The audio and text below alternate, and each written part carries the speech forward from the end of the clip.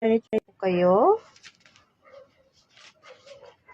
Napakabuti po ni Lord sa ating buhay.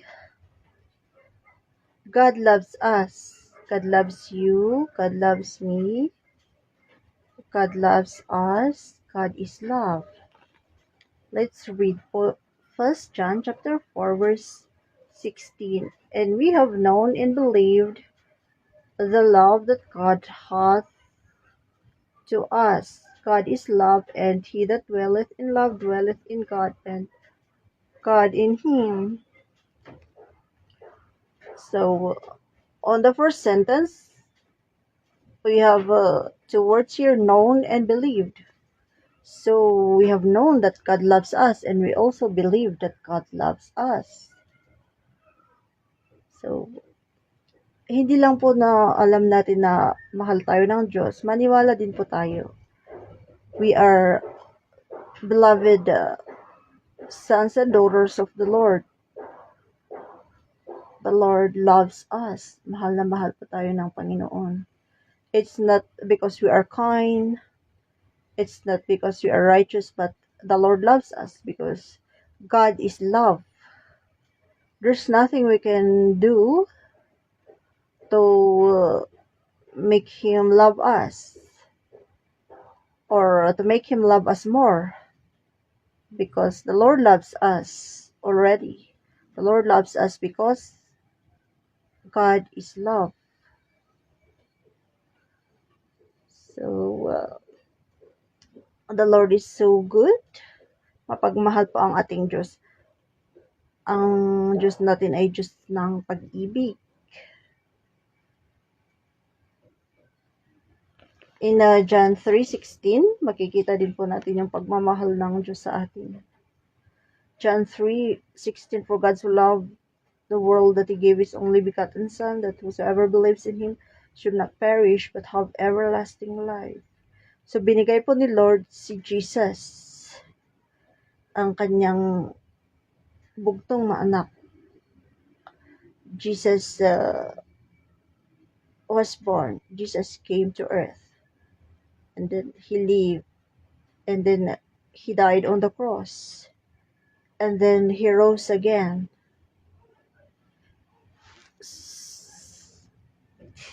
Jesus is risen. So Jesus suffered on the cross for the remission of our sins, para po mapatawad ang mga kasalanan natin, para po tayo ay maligtas. Ganun po tayo kamahal ng Diyos. God is love. So, at times, naranasan niyo po ba yung ma-depress or magkaroon ng depression, di ba? There is this negative thought na mafe-feel mo na walang magmamahal sa'yo. That's a lie of the devil. Because the Lord loves us po. Mahal na mahal po tayo ng Diyos. So, we must love the Lord. Deuteronomy chapter 6 verse 5. And thou shalt love the Lord your God with all your heart and with all your soul and with all your might. Mahalin po natin ang ating Panginoong Hesus, ang ating Diyos, ang Espiritu Santo, ng ating buong puso, buong kaluluwa, buong kalakasan.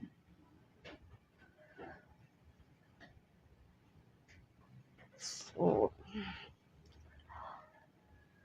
let us not give up in life. There are times na we feel weak, na parang sukong-suko na po tayo sa buhay, but huwag po tayong sumuko. Mahal po tayo ng Diyos. Mahal na mahal tayo ng Diyos. At kung at times man na we experience abuse mula sa ating family, tsaka we feel na unloved sa ating family, whether magulang natin or kapatid natin, let us not fret. pagtuunan po natin ng pansin na let us focus na on God's love towards us.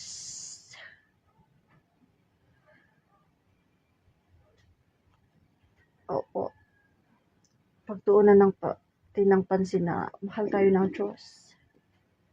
It's okay na kung hindi tayo mahal ng dapat na nagmamahal sa atin, ng ilang miyembro ng pamilya natin.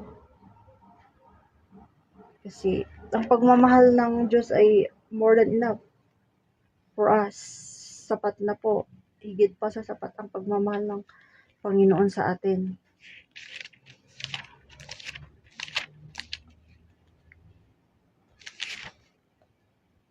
Psalm 27 verse 10. When my father and my mother forsake me, then the Lord will take me up. Yun, awit po ni Haring David. When my father and my mother forsake me, then the Lord will take me up. So, let us cling to the Lord. Let us cling to the love of the Lord to us. Hindi po tayo mag-cling sa mga tao na hindi tayo mahal. We cling to the Lord. Mahal na mahal tayo ng Panginoon. Kaya kung may family member po na pinapahirapan tayo, inaabuso, hindi tayo mahal, it's alright. It is well because God loves us. Si Ruth po nagcling sa kanyang mother-in-law na si Naomi. Let us read po that one. Ruth, the book of Ruth, chapter 1 verse 16. And Ruth said, entreat me not to leave thee, or to return from following thee after thee. For whither thou goest, I will go, and where thou lodgest, I will lodge. Thy people shall be my people, and thy God my God. So, Ruth clung to her mother-in-law, Naomi, and she clung to the God of Naomi, the God of gods, the Lord of lords.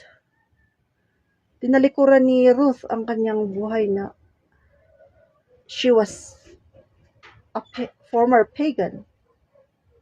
Kasi yung Moab, yung kanyang place, kanyang country ay pagan. May mga Diyos-Diyosan, sumasamba sila sa Diyos-Diyosan. Pero pinili ni Ruth na sumama kay Naomi. Kung saan man siya pumunta, saan man siya manirahan, pinili niya ang Diyos ni Naomi. So their love story as a mother-in-law and daughter-in-law is a very beautiful story po. Story of love na tinuring nila ang isa't isa na totoong mother and daughter. They have a beautiful relationship. So naging maganda po yung buhay ni Ruth. Nakapangasawa siya doon sa kinsman ng asawa ni Naomi. So, relative ng asawa ni Naomi. Ang napangasawa niya na si Boaz. From the lineage, from the descendants of Judah. So, wag po tayong mag-focus sa mga negativities na sa mga hindi Trumatrato ng tama sa atin, sa mga taong hindi tayo mahal. Mag-focus po tayo sa pagmamahal ng Diyos sa atin. At mahalin po natin ang ating Panginoong Jesus. So, again, let us read this beautiful verse. 1 John chapter 4, verse 16. And we have known and believed the love that God hath to us. God is love, and he that dwelleth in love dwelleth in God, and God in him. So, sabi dito sa second sentence, God is love. Ang Diyos ay pag-ibig. Napakaganda po ng song ni Pagkat ang Diyos natin, Diyos ng pag-ibig, magmahalan tayo't magtulungan.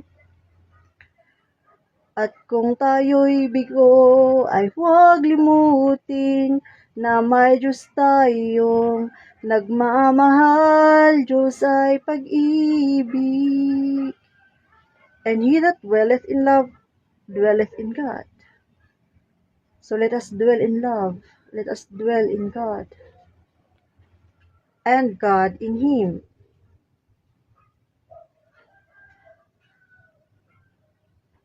So God dwells to him that dwells in love. So let us dwell in love. Let us dwell in God. So let us accept and receive Jesus Christ as our Lord and Savior. Let us ask forgiveness from him. Let us repent from our sins.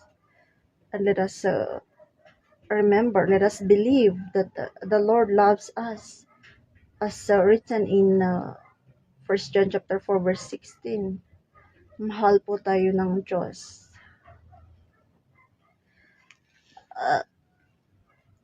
There is this song na natutunan ko nung bata ako sa Sunday school, and tinuturo ko noon pag nagtuturo ako sa mga bata sa Sunday school.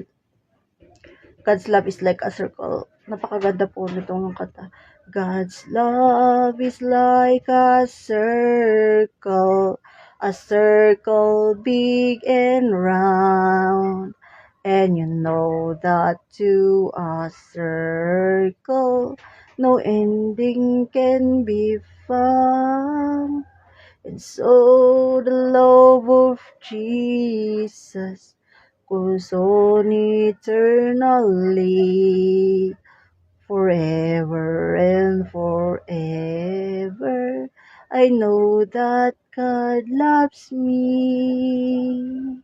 So alam po natin na mahal tayo ng Panginoon. And let us believe that the Lord loves us. Napakarami pong blessings na binigay sa atin ng Diyos.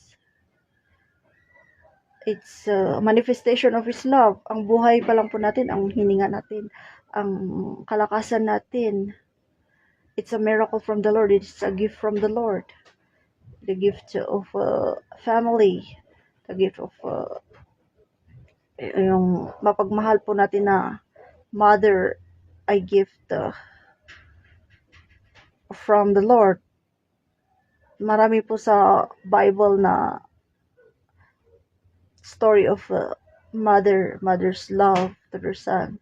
Kaya po ng pagmamahal ni Bathsheba kay Solomon, na pinaglaban niya ang pagiging hari ni Solomon nung time na matanda na si David, at inaagaw, gustong agawin ni Adonijah, at nag-action na siya para agawin yung trono, yung kaharian. Si Solomon yung nakatakda na magiging hari, na magiging successor ni David. Pero sinabi ito ni Bathsheba kay Haring David, at nag-succeed po na si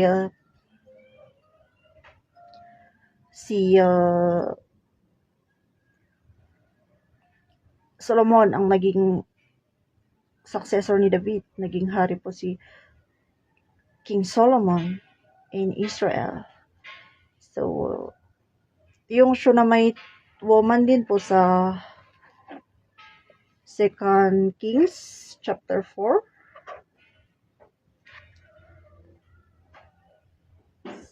2 Kings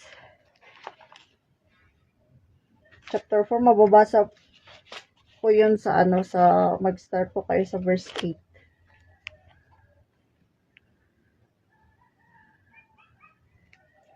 Dun sa kapanahonan ni Elisha po.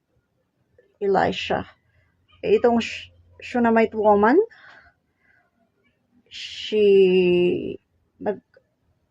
nagpakita po siya ng hospitality kay Elisha. Pinatuloy niya sa kanyang bahay at pinakain niya.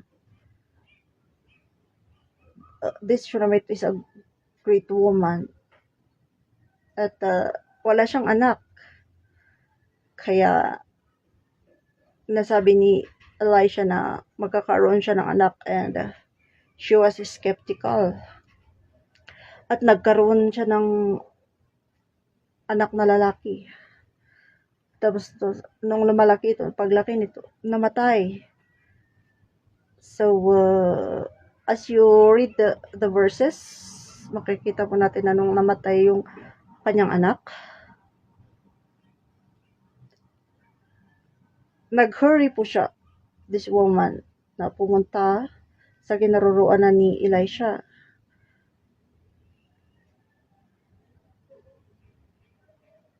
And she rode in an ass or donkey. Tapos,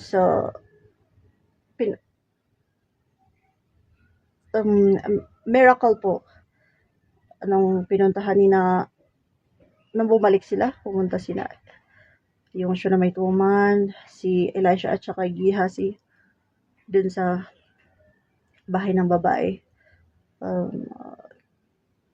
Elisha prayed to the Lord at nabuhay po yung anak ng Shunammite woman. So, makikita po natin yung God's miracle and God's grace, God's healing, God's power, and yung pagmamahal po ng mother sa kanyang anak. And pati po si Samson na strongest man, very very strong siya physically. Inalagaan po siya ng kanyang mama, ng kanyang mother, and inalagaan po siya ng kanyang mother. So, our mother is a great blessing from the Lord. Pasalamatan na po natin ang Diyos sa ating mga nanay. So, the Lord is so good. The Lord is great. God is love. So, tandaan po natin at maniwala po na tayo na mahal tayo ng Diyos. At wag po tayong susuko sa ating buhay. Let us continue loving the Lord, serving the Lord, worshiping the Lord, praising the Lord. Let us pray always po. Father in heaven, thank you for your beautiful words. Thank you for your words in 1 John chapter 4 verse 16. You are love, God is love, Lord. Thank you for loving us, Father God. We bless you, we glorify you, we love you, Father God, Jesus, Holy Spirit.